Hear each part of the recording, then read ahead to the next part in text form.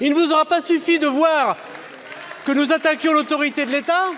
Il ne vous aura pas suffi de voir qu'on brûlait le véhicule des agents pénitentiaires.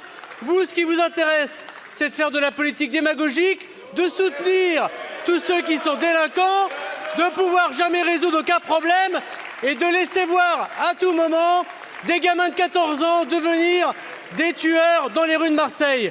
En se posant ce comportement, on est non seulement contre les agents pénitentiaires, mais on a un comportement antinational et antipatriotique. Et votre comportement, il est anti-français, mesdames et messieurs.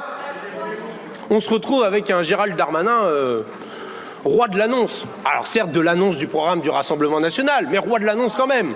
J'aimerais pas être Bruno Retailleau, certes très occupé par sa campagne électorale, mais c'est vrai que M. Darmanin prend beaucoup de place.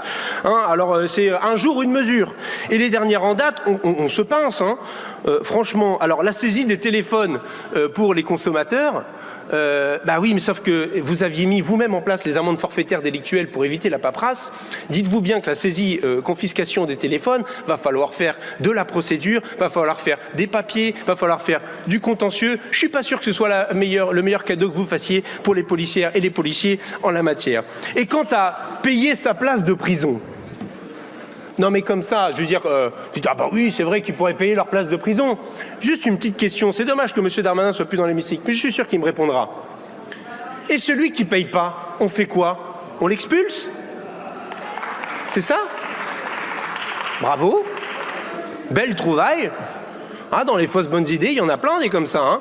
Monsieur Darmanin, vous venez de nous insulter en nous traitant de anti-France, anti-français, qui est une expression d'extrême droite utilisée pendant l'affaire Dreyfus, utilisée par Charles Maurras, utilisée par le maréchal Pétain lorsqu'il attribuait en 1940 la défaite de la France aux Juifs, aux communistes, aux francs-maçons avant de collaborer avec l'Allemagne nazie. C'est un propos d'une extrême violence qui est indigne d'un garde des Sceaux.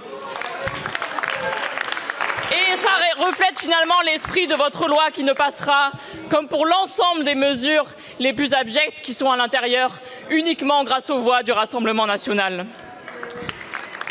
Votre loi ne va pas nous sortir du piège du narcotrafic, mais nous entraîner un peu plus dans un guet-apens répressif. C'est pourquoi vous êtes dangereux. Vous êtes tellement dangereux que vous avez essayé de mettre en place des mesures sans avoir réussi. D'ailleurs, M. Retailleau n'était pas là pour les défendre. Mais vous avez essayé de mettre en place des mesures qui sont en plus contre-productives.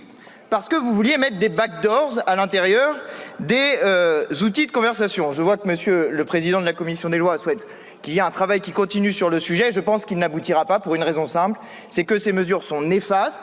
Elles sont